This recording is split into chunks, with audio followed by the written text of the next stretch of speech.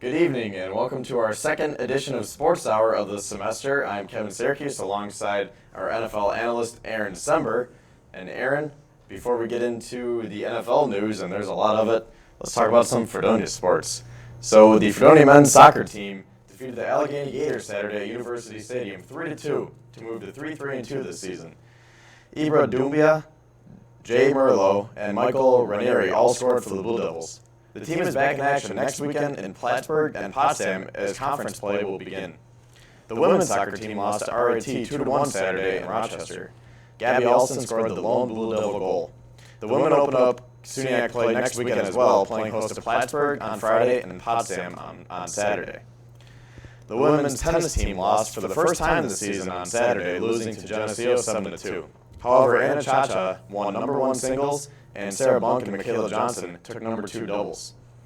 The women next play Wednesday at home versus DeUville. And finally, the men's cross-country team took 6th out of 21 teams Saturday at the Harry F. Anderson Invitational at Roberts Wesleyan University. Out of 252 total runners, Aiden Pollard took 21st, Noah Watkins finished 33rd, Anthony Ruiz got 37th, Colin Barmore finished 40th, and Ryan Dunning finished 41st. The men have another invitational next Saturday at Geneseo. So congrats to all of our student athletes and good luck with your next games and matches coming up.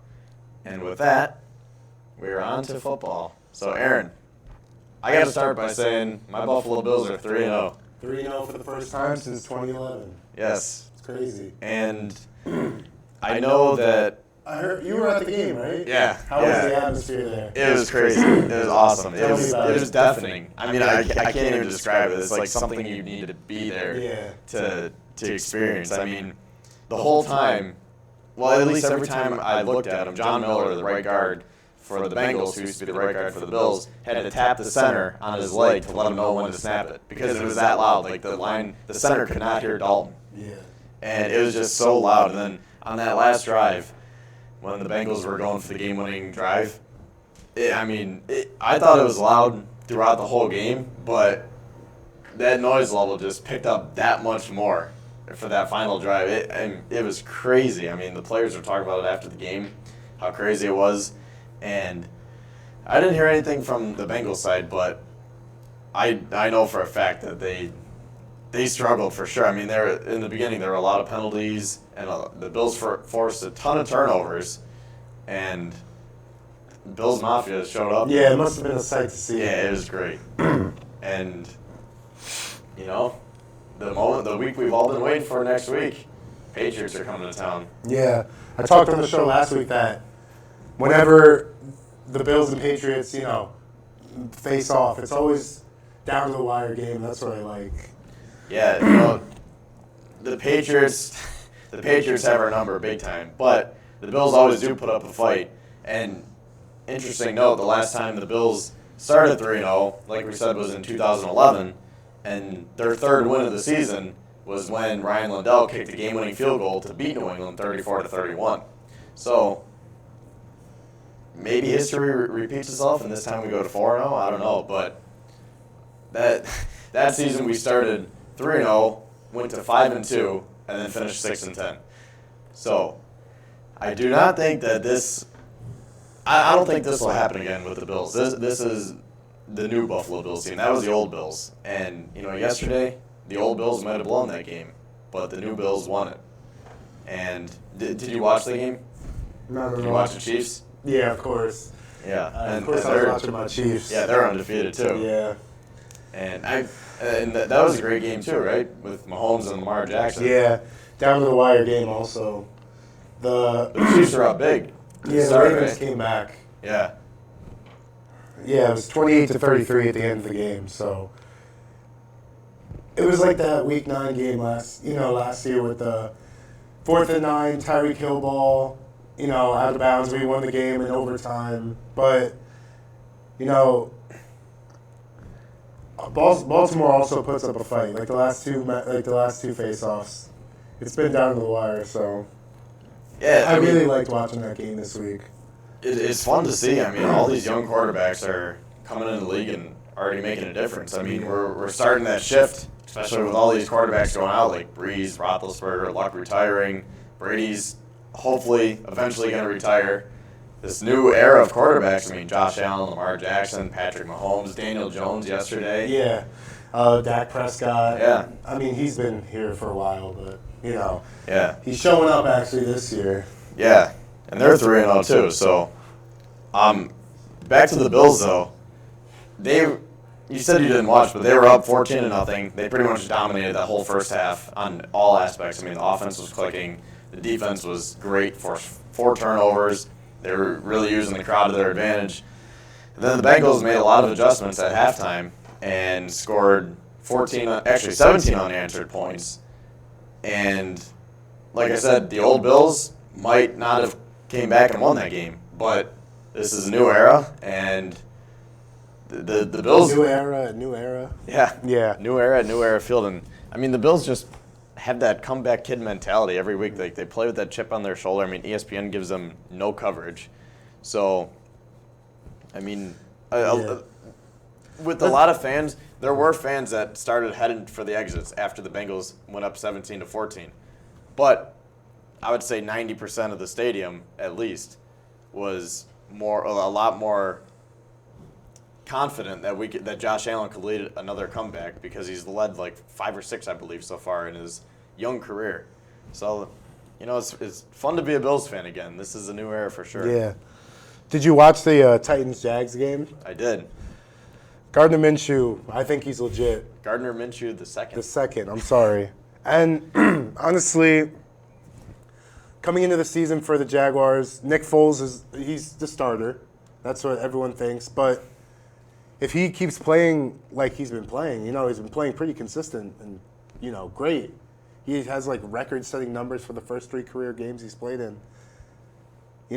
Is his job safe? Do you think Nick Foles' job is safe in Jacksonville? I think so. I mean, first of all, you don't lose your starting position due to an injury. I mean, you can. It's just not right. I mean, Nick Foles didn't do anything wrong. He looked great in that first game before he went out. And, I mean, they paid him 4 years, $88 million. Yeah. That's the contract. I mean, do you really want 22 million a year just to sit on the bench, So I think Foles has his job when he comes back. I mean, he led Philadelphia to a Super Bowl, so yeah. I mean, he has that. So he's not a bad player. Yeah, of course he's not. Legit. So. And then another thing, I've been thinking for so long, do you think Marcus Mariota of the Titans should be a starter in this league? Because lately, the last few seasons, he's been putting up consistently horrible numbers. And obviously they have Tannehill now as his backup, and Tannehill is also a below average quarterback, but I don't know. I think Mariota, this was a big year to prove himself, and I don't think he's been doing that. So I think he's on the hot seat for this year, but I don't know. What do you think about that? I think that he's definitely above average, but I feel like Marcus Mariota is the type of guy, he's already hit his ceiling. Like Josh Allen, he's still climbing every week. He's improving every week. He looks more comfortable in the pocket. Yeah. He's finding open receivers, and if it's not there, he's not forcing it. He's checking one receiver, checking 2. Oh, John Brown's not open? Okay, I'll give it to Cole Beasley. Cole Beasley's not open? Dawson Knox. So, Josh Allen keeps improving. I don't mean to be biased because I'm a Bills fan, but, yeah. I mean, it is a good example. Lamar Jackson, too. Even Mahomes. I mean, I don't know how much better he can get, but, all these young guys keep improving. And then you look at Marcus Mariota. What year did he get drafted? 2015. Was it 14 or 15? It was 15 with Jameis. Okay, yeah. So I feel like Mariota's the type of guy, I feel like he's already hit his ceiling. He's just kind of coasting. Yeah, I feel like we've seen the best Marcus Mariota. But then again, like I said, he's still above average, and right now he's better than Tannehill. So I think he should still be the starter. And the Titans have never had the best team surrounding him. Mm-hmm. Their line's always been a little banged up. Delaney Walker's always hurt at the tight end position. Their wide receivers, they've never had a true number one. So I think he should still start, but within a couple years, I'm definitely looking to the draft and seeing who I can get and eventually start him over Mariota. And then another AFC game we had, wasn't two AFC opponents, AFC, NFC, but the Colts, Yeah, with their quarterback we gotta wrap this up, but Jacoby Brissett is filled in just fine for Andrew Luck. We all miss him. He's a great player, but they're 2-1, and we don't know how they're gonna be for the rest of the season, but they're looking fine. So yeah, and people forget they have a great team. So and Brissett's really not that bad of a quarterback. So we will be back in 2 minutes to talk about the NFC.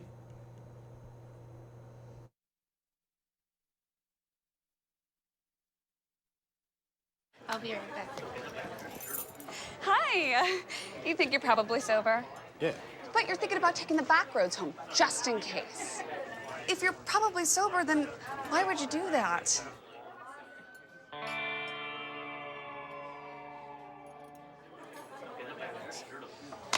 Good choice. Probably okay isn't okay. If you see a warning sign, stop and call a cab, a car, or a friend. That's a full glass of wine. I'll be chatting you later. There are 16 million children struggling with hunger in America. That's 1 in 5 daughters, sons, neighbors, and classmates who don't know where their next meal is coming from. Yet billions of pounds of good food go to waste every year. It's time we do something about it. Feeding America is a nationwide network of food banks that helps provide meals to millions of kids and families in need. Visit feedingamerica.org to help them feed even more. Together, we can solve hunger. Together, we're feeding America. Hamilton was adopted from a rescue in 2008. He really likes to be around people. And as soon as I start to make my breakfast, Hamilton is right there. I get out my mat and I'm doing a downward dog and he's underneath.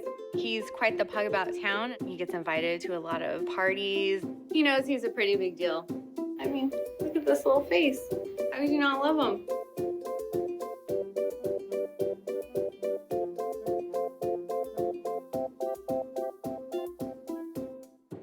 It's me, Artie. Come see what I collected from the Creative Galaxy in my idea box. Transform your world. Will you help me make art?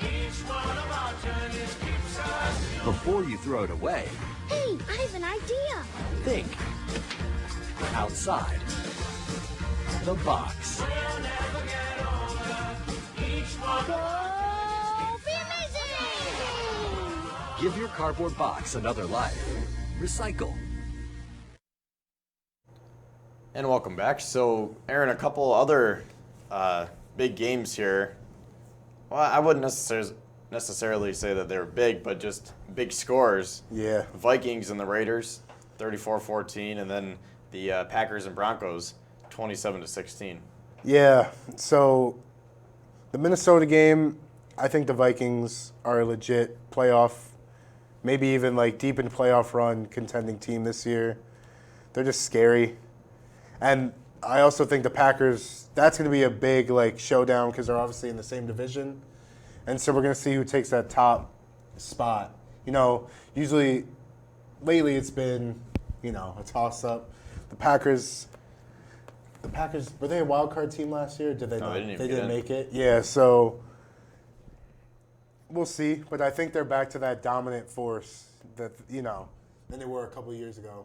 Yeah, both teams, looking at both of their depth charts, they're both, on paper, they're both really stacked. Starting with Minnesota, their line is Riley Reif, Pat Eflin, Garrett Bradbury, Josh Klein, and Brian O'Neill. And then they still have Kirk Cousins, Stephon Diggs, Adam Thielen, Kyle Rudolph, Dalvin Cook, who's been playing great this year. He's leading the league in rushing already. If he can stay healthy, that'd be huge for them because he's always hurt, it seems like. And then on defense, they have Danielle Hunter, Linval Joseph, Everson Griffin, Eric Kendricks, Anthony Barr, Trey Waynes, Xavier Rhodes, Harrison Smith. They're pretty stacked. Yeah. But not to be outdone here, the Packers really reshaped their defense too. They got Preston Smith, they got Zadarius Smith, Jair Alexander, Kevin King, Darnell Savage from the draft, and then they signed Adrian Amos this year too. So, they really revamped their defense too. And they're 3-0, and they play the Eagles on Thursday Night Football. And the Eagles are 1-2 this year, so they're Eagles are definitely beatable.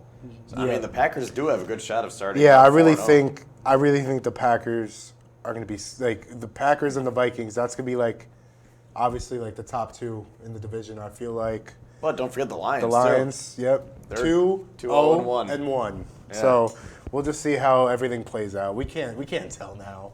You know, in 5 weeks, Yeah. the Packers and the Vikings can lose all their games. So yeah, You know, I think with the Packers, the one complaint I have with them, I feel like they don't have a true number 2 receiver. Like it's pretty much Devontae Adams right now. and then Then they have Geronimo Allison or whatever Yeah, his they have name is. Geronimo Allison and Valdez Scantling. Yeah, And they just traded- Valdez-Scant. Yeah, They traded Trevor Davis to the Raiders. So Uh-huh. like I feel like they don't have that true number 2, and Randall Cobb to me was a perfect number 2. Yeah, and now he's in Now Dallas. he's in Dallas, so, yeah.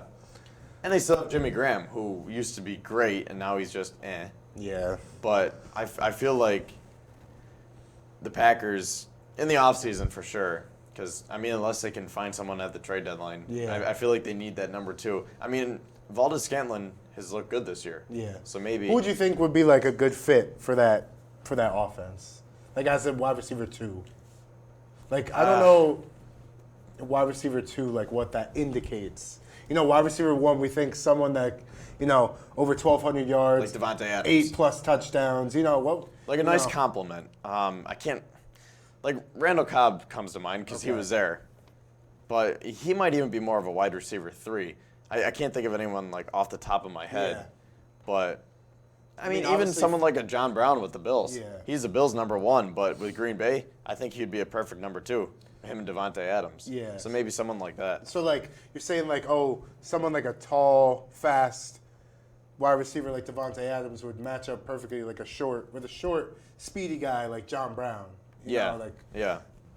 you know, another team that's like pretty dominant this season has been the Dallas Cowboys. You know, they're 3-0 also. And I really think Dak Prescott is finally showing us, you know, how good he really is going back to that 2016 rookie season he had. He's like showing glimpses of that again. I mean, I don't know. Him and Zeke have always been like a scary combination and whatnot, but And Dak wants to get paid. yeah. He's and playing for his he's playing contract. for it, and he's showing it 100%.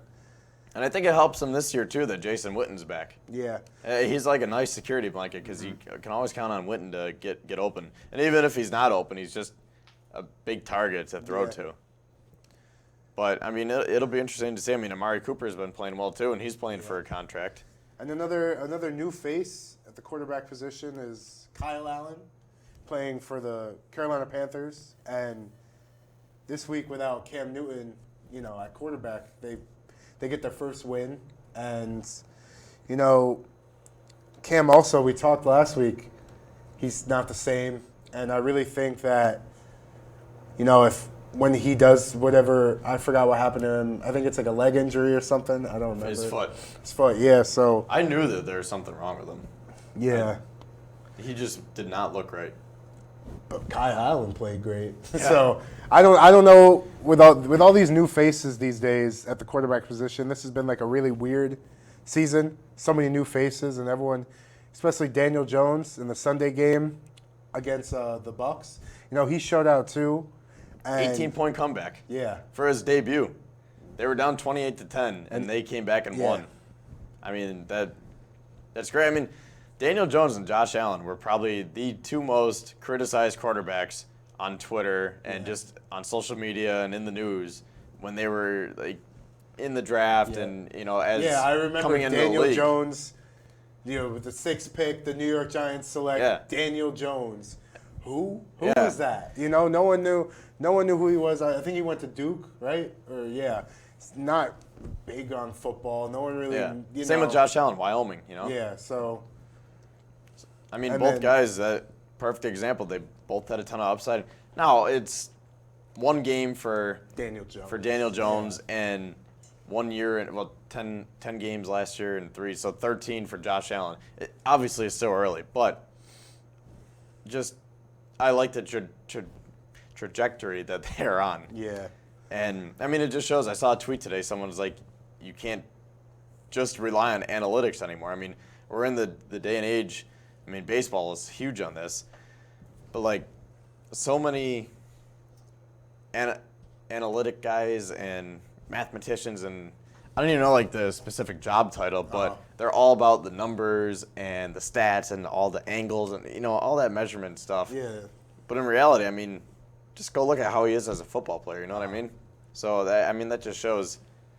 Like Josh Allen didn't have the great completion percentage, but he's getting better and better. So, like I was saying earlier, it's fun to see guys like him, Lamar Jackson, Daniel Jones, Kyle Allen now, even Jacoby Brissett, Gardner Minshew, Brissett. It's really nice to see all these fresh faces and like getting yeah, the starts Mason Rudolph. They've always wanted, and I think this time next year we're gonna see a lot of new starting quarterbacks in the NFL.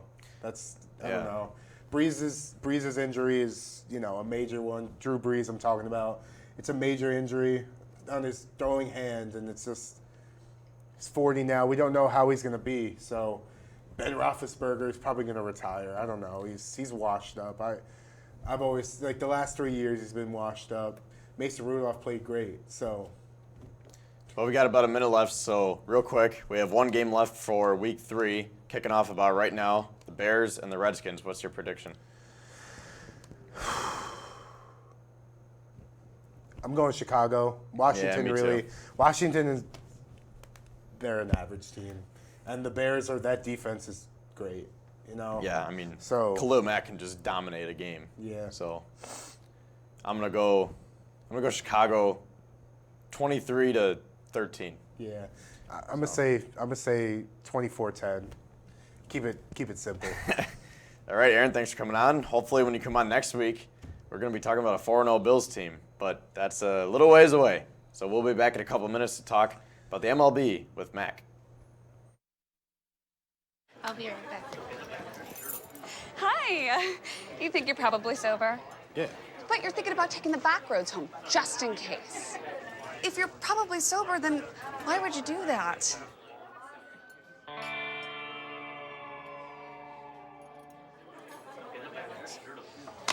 Good choice.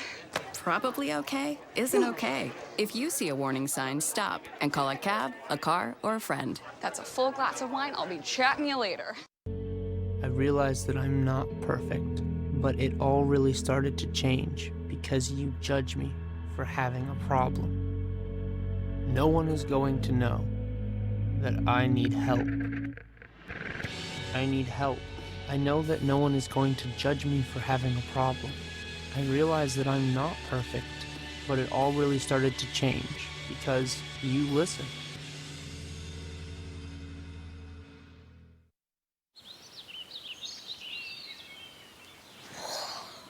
Oh, look, a redhead. Staring contest.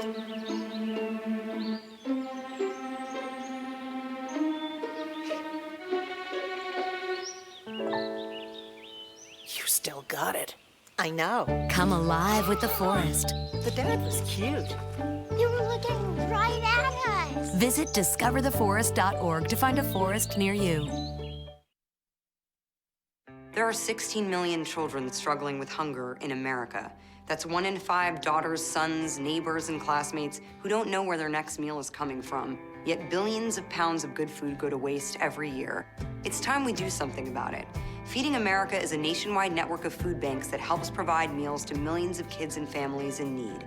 Visit feedingamerica.org to help them feed even more. Together, we can solve hunger. Together, we're feeding America.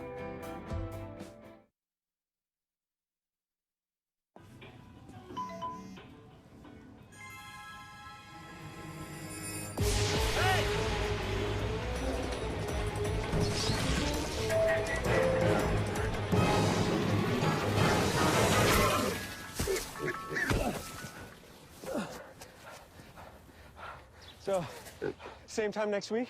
Well, of course. Put away a few bucks, feel like $1 million. For free tips to help you save, go to Feed the Pig. Hamilton was adopted from a rescue in 2008. He really likes to be around people. And as soon as I start to make my breakfast, Hamilton is right there. I get out my mat and I'm doing a downward dog and he's underneath. He's quite the pug about town. He gets invited to a lot of parties. He knows he's a pretty big deal. I mean, look at this little face. How do you not love him?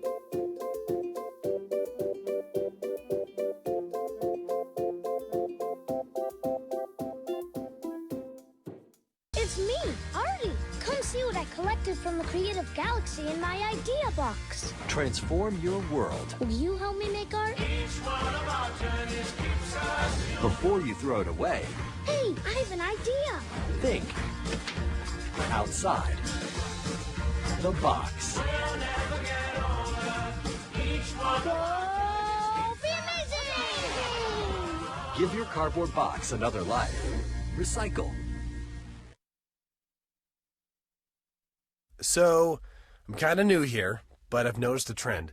My human does this funny thing where she goes around and gets all my toys, and then she hides them in that basket by the door.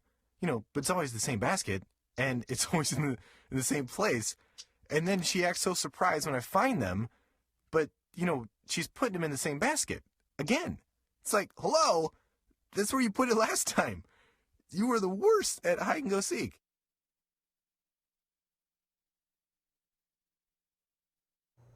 Happy to have Mac Clune with us back again for his second time talking about the MLB. And Mac, 1 week left. Here's where it all gets real interesting. Last week of the season. Let's go. Especially in the NL is where, well, actually, not so much anymore after the big drop.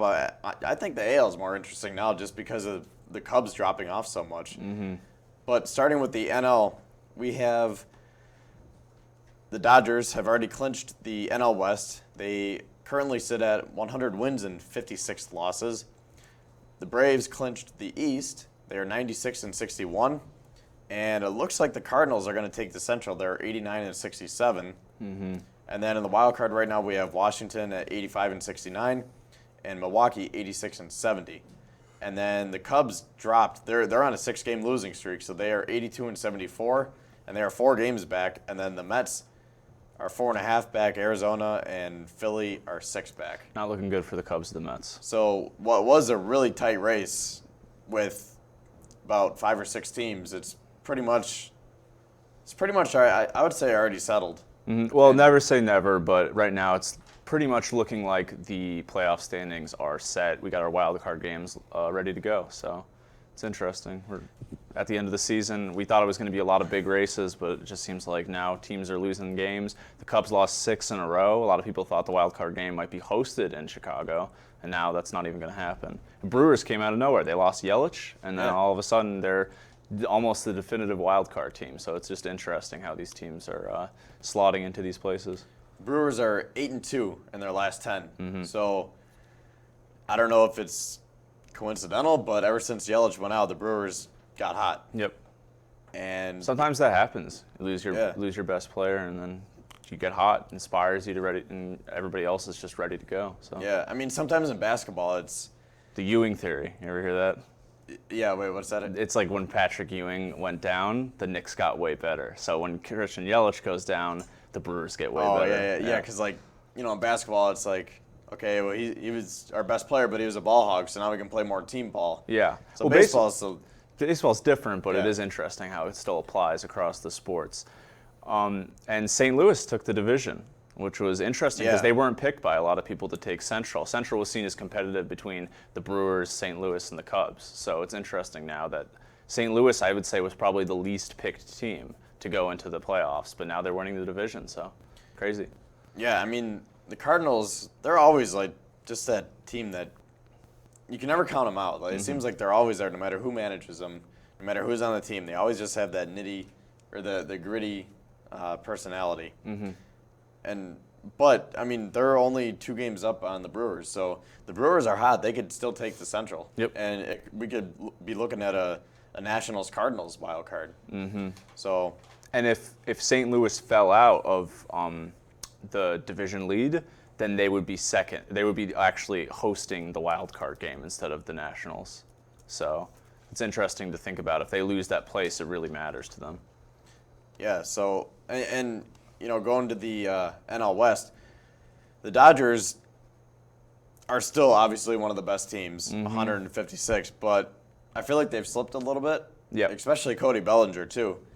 I mean, his batting average is way down right now. Yeah, I mean he's still having an outstanding year, but he was hitting, I think he was like 350 for the longest time, and now he's dropped to 302, which is still, I mean those are Hall of Fame numbers. You know, if you if you bat 300, you're going to go in the Hall of Fame. Totally. So he's still having a great year, but from where he started, he dropped off a lot. When you remember in July, he was out there and he was hitting like 432 or something like that, which is like unreal. And it seemed like he was never going to slow down, but now he's down to 302 on the season. So it's interesting to see. Yeah, so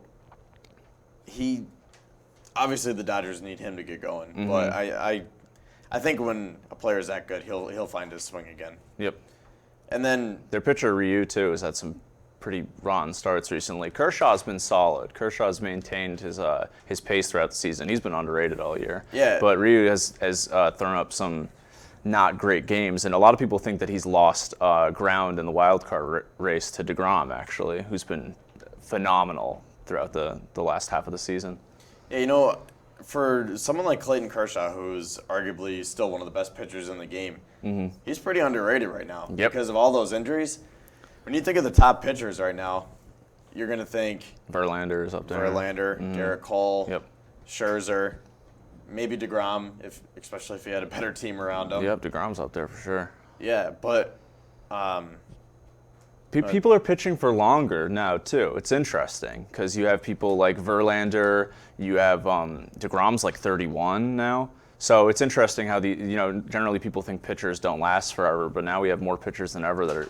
Kershaw's old too, so they're going into their 30s. Yeah, but Kershaw, I don't know his exact record, but I think he was somewhere around like 12-4. And like I said, he's still one of the best pitchers in the league, but all these injuries have kind of made people think he's lost a step and he's not what he used to be anymore. But you put him in a postseason game, I'll take Clayton Kershaw over anyone any day. Yep. And to go over the other two positions, Atlanta still has the division on lock as the Dodgers. So. And Ronald Acuna Jr., Yep. You can't say enough about that kid. He's had an outstanding year. I'm a Mets fan, and I really don't like that guy is in my team's division.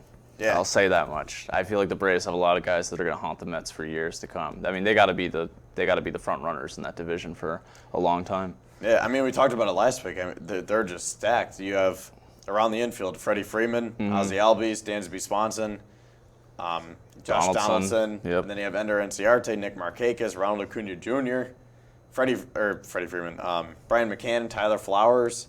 They really built up their rotation, their bullpen. Well, it was funny because people thought that their pitching was their weakest link at the beginning of the season. But now it's like they have Soroka, who came out of nowhere, and is just this phenomenal rookie. He's one of the best ERAs. And Fried, too. Yeah, it's crazy. Yeah, Ronald Acuna Jr., last year as a rookie, he hit .293, 26 home runs, and 64 RBIs with 16 stolen bases. This year he's hitting .280, 41 home runs, 101 RBIs, and 37 stolen bases. He's one of the few players to ever have a 40-40 season, which is ridiculous. Yeah. And he's so young. He's 22 years old. It's unbelievable. Yeah, I hate to say it, but he's gonna hurt you guys for years. Oh yeah, it's gonna be bad. Speaking of the Mets, that's a team to talk about. It looks like they're out of it now. I think that it's a team. They have a lot of reason for optimism next season, I think. Well, starting with Pete Alonso, the kid's a monster. 50 home runs this season, which is nuts. He has, I think, 7 games left to get those last 2 to catch up to Aaron Judge and break that record. So we'll see if he can get it done. The Mets just have a lot of pieces. People think DeGrom is in the running for the Cy Young now. So it's interesting to see. They have a Cy Young pitcher. They have a possible batting leader, Jeff McNeil. They have Pete Alonso, who's the Rookie of the Year, and he hit 50 home runs. Michael Conforto with 30 home runs and 80 RBIs, which is a phenomenal season. It's interesting how many people that this team has, where you're going into next season and you're thinking, if they can get their bullpen cleaned up, why couldn't this team, make a run at the division at least? Yeah. And going back to Alonso, that 50th home run that he hit, it's a bomb. It was a bomb, and it was not even a strike, I don't think. No. It was low and outside. He reached for it, and I don't know how he just got that much wood on the bat. He is definitely a guy where he'll hit stuff, and you'll be like, I have no idea. You thought it was going to be like, a bloop, like an infield bloop or something like that, and it's out of the park before you know it. He's the type of guy that could break his bat and still hit a home run. Like, he's just that strong. Phenomenal. And, I mean, we talked about this last week, but the Phillies were a real big disappointment this year, sticking with the NL East. Yep. And, I mean, even if they couldn't get the NL East, they should have at least, in my opinion, been a wild card team. But, I mean, Bryce Harper's not going to do it all himself, and Andrew McCutchen went out, so that hurt too. Yeah. But they still have a pretty solid team. They built up their rotation, and I don't know what their deal was this year, but, I mean, they're 79 and 75 right now. And their pitching was their biggest issue this year. Aaron Nola didn't produce the year he needed to produce. Jake Arrieta wasn't as good as he needed to be. They got Vargas from the Mets, but Vargas magic kind of ran out after that trade. He wasn't, somehow, striking out people on 80-mile-an-hour pitches anymore. So. Yeah, I forgot he was in New York this year. Yep. Fun solid fact, for New York. Very solid. Yes. Did you know he used to play in Jamestown? Really? Jamestown, New York, a half hour from here. Jason Vargas pitched for the Jammers years ago. I did not know that. He was coming up through the Marlins system. A local. Yes. Yeah, and Giancarlo Stanton did, for that matter, too. And Randy Johnson. Wow. Used to play in Jamestown. And Marcell Ozuna. I watched Ozuna hit 2 bombs in Jamestown. Wow. And he's tearing it up for the Cardinals this year and leading them to what could be a division title. So, all right, we got to hit the break, and we will be back to talk about the AL in a few minutes, so stay tuned.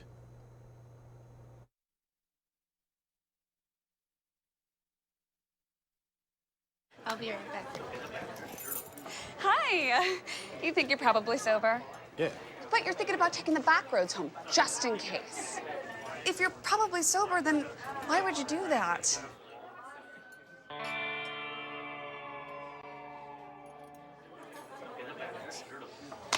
Good choice.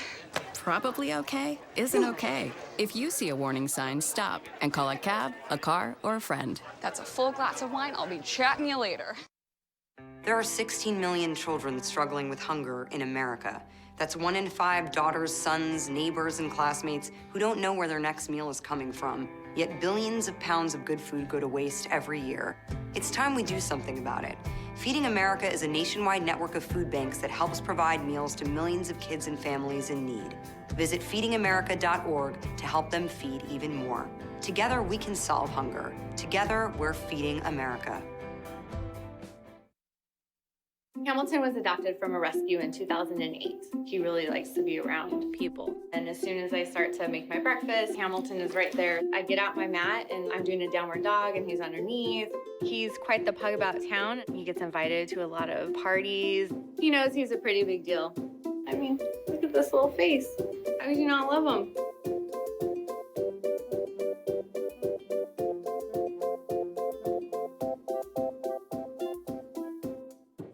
It's me, Artie. Come see what I collected from the Creative Galaxy in my idea box. Transform your world. Will you help me make art? Before you throw it away, Hey, I have an idea. think outside the box. Go be amazing! Give your cardboard box another life. Recycle.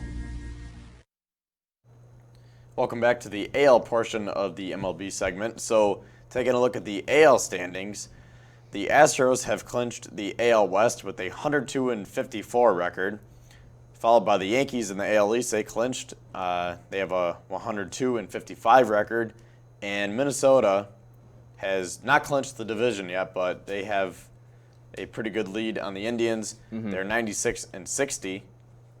And then in the wild card, this is where it gets real interesting now. The A's are 2 games up on Tampa and Cleveland with a 94-62 record, and then both the Rays and the Indians are tied 92-64. So, like I said, this week is where it gets real interesting, and I think all baseball fans are going to be zooming in on these teams to see what's going on here. But before we get into that, Mac, I just want to touch on the 3 division leaders right now. The Astros, the Yankees, and the Twins. So first, I mean, the Astros, they went from being perennially terrible every year. Just I I don't even think they would get 60 wins most of the time. They were a joke team. The Disastros is what they call them. Yeah.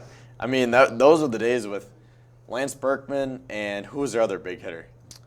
I forget his name. I know I you're can see his talking face right now. I about. can't think of him. But they had like 2 good players, and that was it. And now, this is their depth chart. So Michael Brantley in left, George Springer in center, Josh Reddick in right, and then Bregman at third, Correa at short, Altuve at second, Gurriel at first, Robinson Chirinos catching, and Martin Maldonado.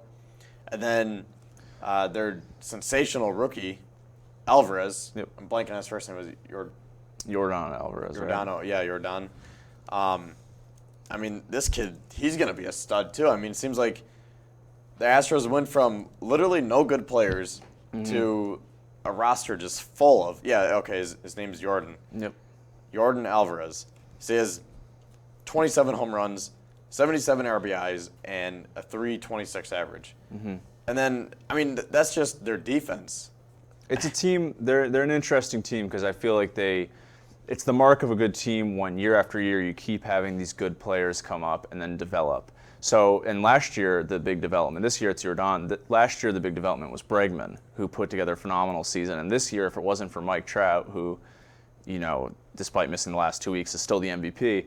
If it wasn't for Mike Trout, Bregman would be the MVP this year, who's put up just a phenomenal season.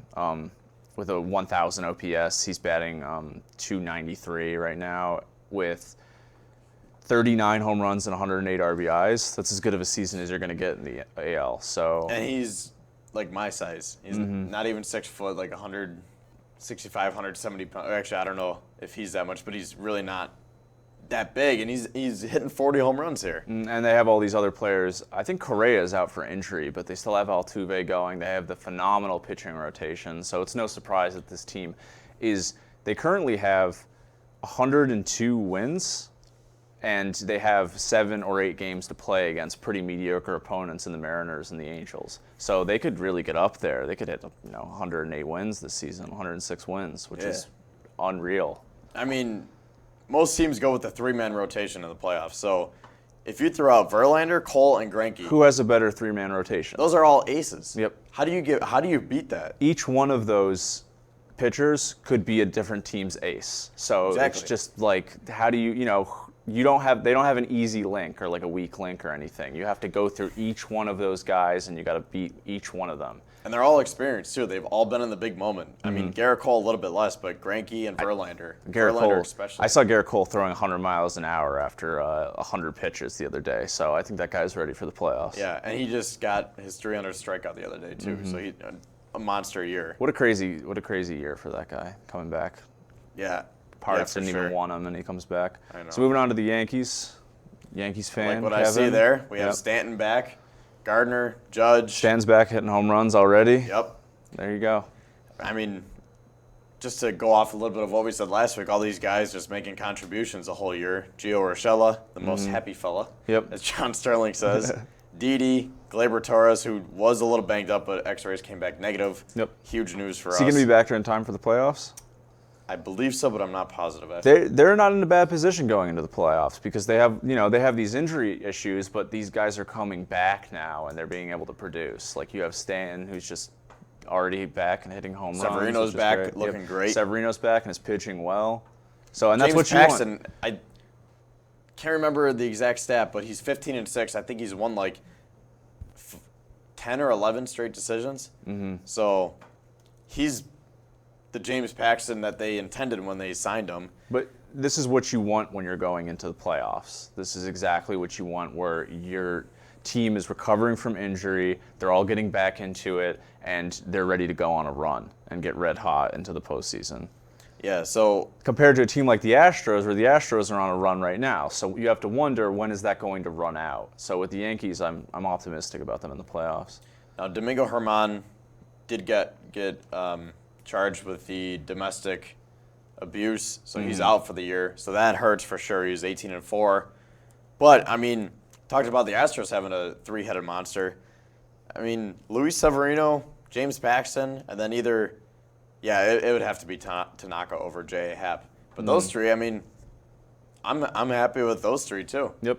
I mean, they're not as good, but if the Yankees and Astros meet in the ALCS, I mean, I have full confidence in those three. None of those pitchers are easy to hit, so Yeah. totally. And they all have great records. And Encarnacion's back too. Mm-hmm. Yeah, oh yeah, another big slugger. Yeah. They're a dangerous team in the playoffs. I Yeah. mean, if you have that many guys that can hit, 30 home runs in a season, 40 home runs, you got to watch out. Yeah, and then the Twins just had a great year. I mean, speaking of home runs, they just went off this year. They broke the Yankees' old record for home runs in the season. Yep. And I mean, this is the most home runs anybody's ever hit in a season in league history, and that number just keeps going up. yeah, Seems like a new record gets set every year. The Yankees just broke that record the other year, and now the Twins this year broke it. The Yankees are still right behind them. Yeah. So it's a crazy time in the MLB. So yes. the Go one ahead. I was just gonna say for the wild card now, but I think that's where the you're wild going. card. Yeah, that's the really interesting thing here. Because, well, in the NL, the wild card is mostly set, with some teams might drop in and out of it. The AL, there's a team that's going to be within a game that is going to miss the playoffs. Either Tampa Bay or Cleveland are going to potentially miss the playoffs. And they both had good seasons. They've both been really good teams. So it's crazy to see that one of these teams is going to miss it altogether. Looking at Oakland, Tampa Bay, and Cleveland, Tampa Bay and Cleveland are currently tied at 92 and 64 with, I believe, 7 games to play left on the season. So it's an interesting time in the AL. Yeah, the A's are. I've always liked the A's ever since I started really paying attention to them. Moneyball, yeah. Billy Bean. I just love how they go after these guys. They don't get the big contracts, and they just get random guys. They draft these guys and just let them come up. Mm-hmm. And once they start performing and producing, then they let them go. They either trade them or let them sign somewhere else and get more prospects for them, and then let those prospects develop. I mean, Matt Chapman, he replaced. I don't know if he replaced Josh Donaldson, but he was a good. He's a great fit for a third baseman because after Josh Donaldson, he left. He needed more money, so he went elsewhere. Mm-hmm. And now they have Chapman playing third. And then Simeon, he's over 30 home runs this year. Jurickson Profar, Matt Olson. I mean, all these guys. It's an interesting team because they don't have an Aaron Judge or a Mike Trout or a Yelich or a Cody Bellinger. They just have a lot of guys that contribute solidly. So it's interesting to look at them. I mean, maybe Chris Davis is the only guy you could ever look at as but has Chris Davis even made an all-star team in the last 3 years? So for a team to build up, they have this revolving cast of all-stars that come in year in and year out, and they can still compete in the playoffs is just phenomenal. It's like the opposite of the Yankees, kind of. Yeah, and their rotation, they have Mike Fiers, Brett Anderson, Chris Bassett, Homer Bailey, Tanner Roark, and Sean Manaea. So good pitchers for sure, but no all-stars, Nope. So, and a couple of those guys are just old, definitely not washed up, but just veterans, Yep. Roark's been in the league forever now, Yeah. seems like. And then the Rays and Indians, too. I mean, well, the Rays especially. The Indians have spent a little more money, but the Rays are another team. Don't spend a lot of money, a lot of prospects. They just have a great farm system, and they're always just a tough team to beat. So it'll be interesting for sure, and we will know next week for our show what the bracket looks like. Yep, So, and we'll go over the bracket next week. Yep. So thank you for coming on the show, and Josh will be on in a couple minutes to talk about the NHL and all the offseason moves.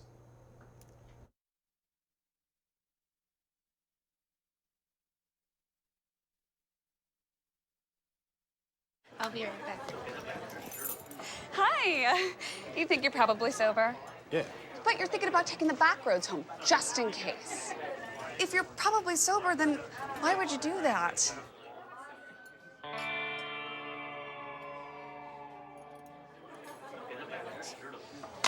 Good choice. Probably okay isn't okay. If you see a warning sign, stop and call a cab, a car, or a friend. That's a full glass of wine. I'll be chatting you later. There are 16 million children struggling with hunger in America. That's 1 in 5 daughters, sons, neighbors, and classmates who don't know where their next meal is coming from. yet billions of pounds of good food go to waste every year. It's time we do something about it. Feeding America is a nationwide network of food banks that helps provide meals to millions of kids and families in need. Visit feedingamerica.org to help them feed even more. Together, we can solve hunger. Together, we're feeding America. Hamilton was adopted from a rescue in 2008. He really likes to be around people. And as soon as I start to make my breakfast, Hamilton is right there. I get out my mat and I'm doing a downward dog and he's underneath. He's quite the pug about town. He gets invited to a lot of parties. He knows he's a pretty big deal. I mean, look at this little face. How could you not love him?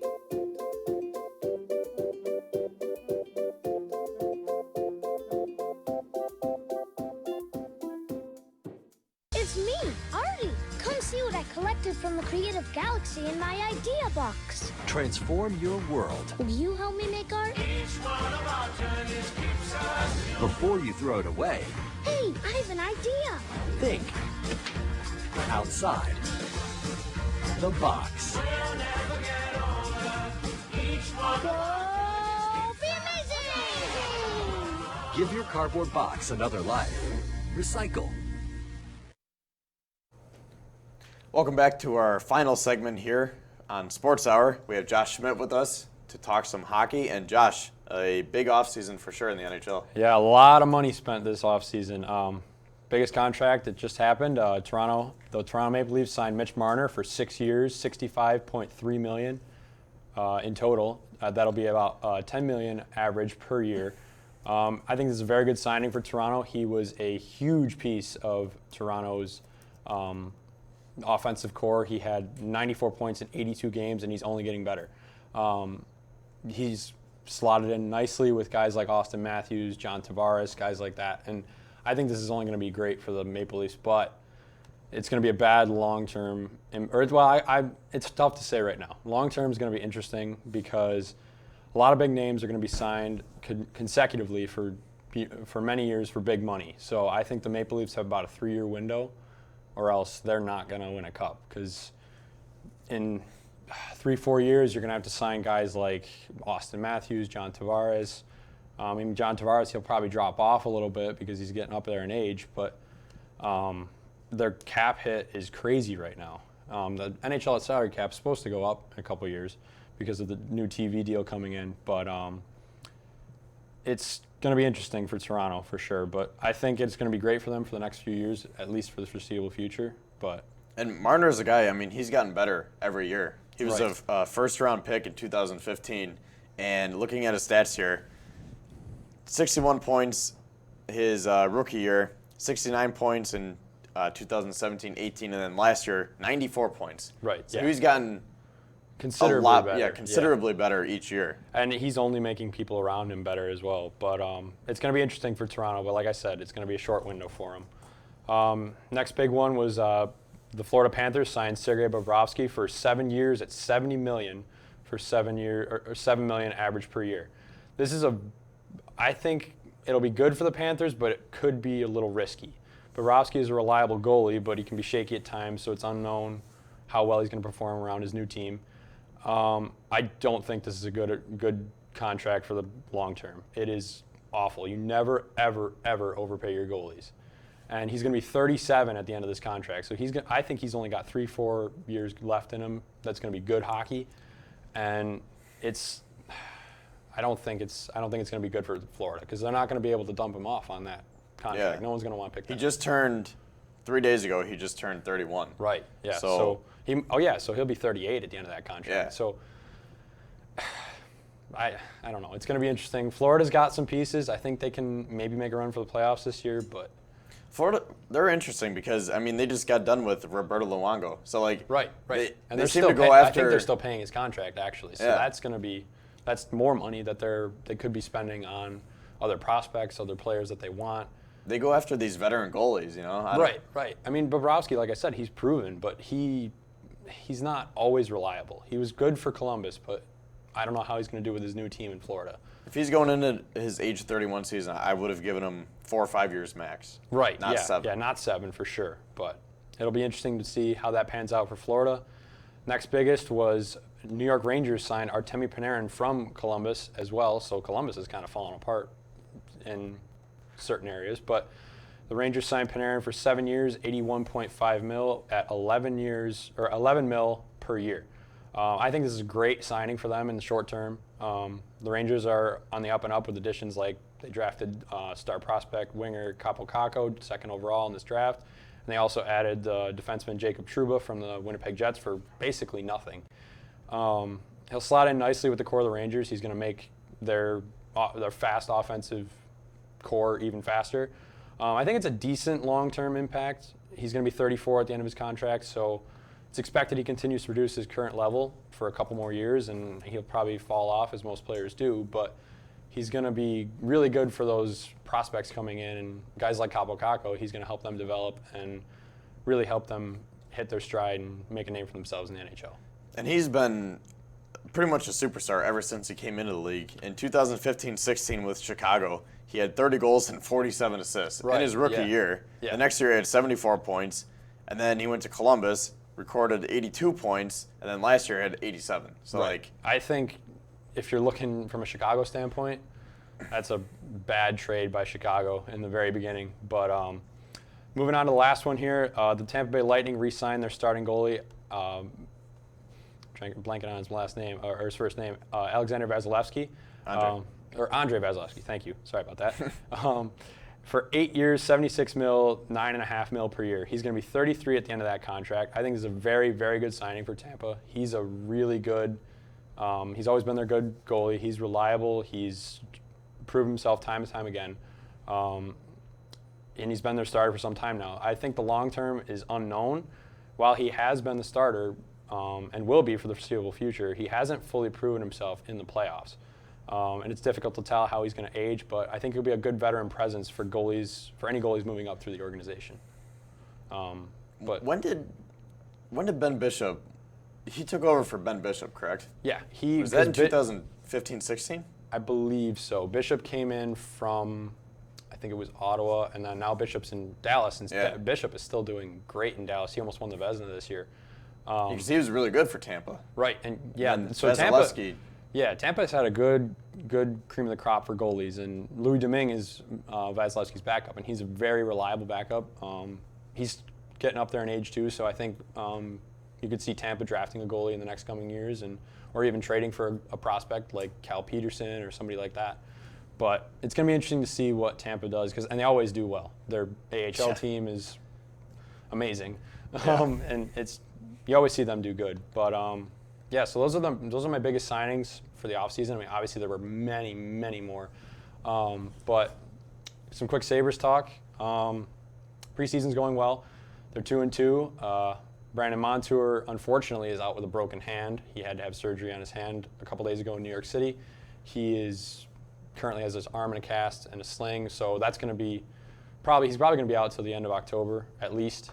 But they're doing great in the preseason. There's a lot of a lot of new names coming up that are going to be really reliable for them hopefully in the foreseeable future. And obviously guys like Jack Eichel, Jeff Skinner, Sam Reinhart, they're all producing like they normally do. But I think the Sabres made 5 big moves. So real quick, they got Henry Jokiharju from Chicago, Colin Miller from Vegas. He's been great in preseason so far. Jimmy Vesey from the Rangers, and they signed Marcus Johansson. And then the biggest move that people forget about because he's still on the team, Jeff Skinner got re-signed. Right. So Skinner, Miller, and Johansson are the biggest ones, in my opinion, for the Sabres in the offseason. They're great signings, too. Yeah, and a new coach, too, Ralph Kruger. Right. I'm excited to see where this team's going to go this year. They're going to be great. Yep. All right, so thank you for tuning in, and that wraps up the NHL segment and the second edition of Sports Hour. So tune back in next week at the same time and same place, and we'll have more sports coverage for you. Go Bills. Go Eagles.